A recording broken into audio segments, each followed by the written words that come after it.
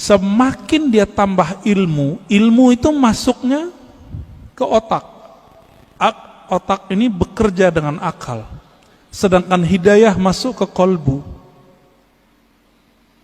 Beda tuh. Siapa yang mengatakan ini? Imam ahli hadis, ahli kolbu, Imam Abu Hafs As-Surawardi dalam kitab Awariful Ma'arif. Makanya banyak orang berilmu belum tentu dia punya hidayah di kolbunya. Kalau itu yang terjadi, tambah ilmu, tambah sombong. Jadi kalau dengerin kajian di YouTube, di TV-TV online, TV-TV satelit, apa yang terjadi? Wah, ini bahan nyalahin orang masjid nih. Setiap kali ngaji, wah ini bahan nih, wah ini bahan nih. Ketika dapat link-link di Google, link-link di YouTube, wah share di grup, ini bisa untuk membantah bid'ah yang ada di masjid. Jadi niatnya selalu untuk orang, bantah orang, bantah orang, bantah orang. Yang suka bantah dari dulu siapa? Dari semenjak alam semesta dicipta. Iblis. Ya. Yang suka bantah itu iblis, Pak. Yang suka bantah itu iblis. Makanya Nabi SAW mengatakan, ketika ada orang membantah Nabi, i'dil ya Muhammad, ittaqillah ya Muhammad. Muhammad, kamu berbuat adil lah. Loh, ada orang berani ngomong ke Nabi, engkau bertakwalah hai Muhammad, berbuat adil lah hai Muhammad. Apa kata Nabi? Akan muncul dari orang ini, akan muncul dari kelompok dia, sekelompok orang yang jika baca Quran dan Sunnah, padahal dia lancar baca Quran dan Sunnah, link-linknya lancar Pak, tapi tidak tembus imannya ke dalam kolbunya. Fa idza laqitumuhu faqtuluhum. Wah, ini yang berat ini. Jika engkau bertemu mereka, maka kalimatnya gimana cara terjemahan ini Ustaz? Faqtuluhum, bunuh mereka. Loh, berat. Oh, ternyata ini hadis namanya hadisul qadha. Hadis mahkamah pengadilan. Jika diperintahkan oleh pimpinan negara kita perangi orang itu, kita wajib perangi. Sama dengan hadis mengenai penghina Rasulullah. Jika itu ditetapkan oleh pemimpin, boleh, baru boleh. Nggak boleh ustadz yang mengatakan. Jadi misalnya nih bapak nih, kan dapat meme sekarang. Aku penggal lehermu, wahai penghina Nabi. Itu orang jahil. Nggak boleh ngomong begitu. Kenapa? Hadis mengenai memenggal, membunuh orang penghina Rasulullah SAW, hadisnya cuma hasan.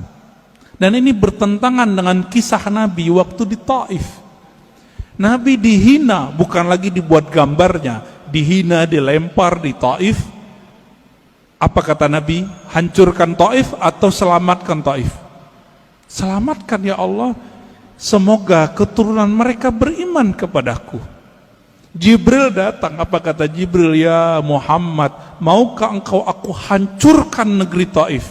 Satu kali tiup, satu kali kibas, habis Taif Pak. Karena Jibril punya sayap, sayapnya dibuka, ketutup langit dan bumi. Tinggal dikibas.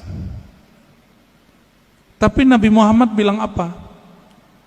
Di sini saya tahu, tambah mengenal sosok Nabi Muhammad. Ternyata beliau lebih berkualitas tinggi dibandingkan Jibril. Apa kata Nabi Muhammad? La ya Jibril, nggak boleh ya Jibril. Kenapa?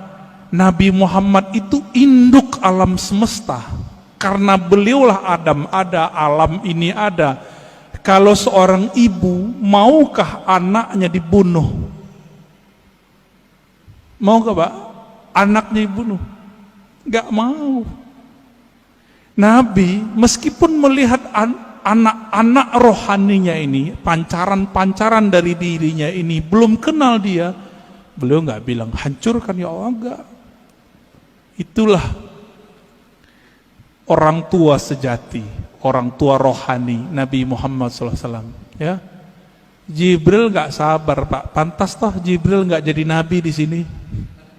ya, udah mulai faham siapa Nabi Muhammad SAW. Maka saya tanya kepada orang yang ingin menggal pembuat karikatur Nabi, ente jangan kira saya tidak emosi. Saya emosi dengan orang yang buat karikatur Nabi. Bahkan yang bilang orang tua Nabi di neraka aja mau saya bunuh. Tapi kita nggak boleh membunuhnya. Kenapa? Seandainya itu ada di depan Nabi, Nabi tidak akan membunuh mereka. Nabi hanya akan mendoakan mereka. Jadi jangan beragama dengan emosi, dengan hawa, dengan syahwat. Beragamalah dengan nur itu. Saya kalau tiap bahas tentang itu, Pak, suara naik. Tapi kolbu bilang turunin lagi, turunin lagi. Ada ustadz bilang orang tua Nabi masuk neraka. Waduh, kebakar kita, Pak. Apalagi yang keturunan Rasulullah kayak Habib Ges, Habib Lutfi, Habib. Perasaannya gimana, Pak? Kakek ente masuk neraka gitu. Anak neraka, cucu neraka. Kira-kira gimana? Nggak punya perasaan mereka itu. Oh, hadisnya sahih. Iya, ini hadis sahih secara sanad, matannya tidak. Ya, ilmu hadis itu bukan hanya ilmu tahu ini sahih tidak sahih, tapi juga ilmu tentang matannya. Ilmu matan hadis, wajib belajar akidah. Maka ciri-ciri orang yang menyimpang dari ahlus sunnah, membaca hadis tidak dengan kaidah akidah ahlus sunnah, fikih ahlus sunnah, dan ilmu tasawuf ahlus sunnah. Menyimpang dari itu, jadinya kayak mereka itu kurang ajar sama Rasulullah Sallallahu Alaihi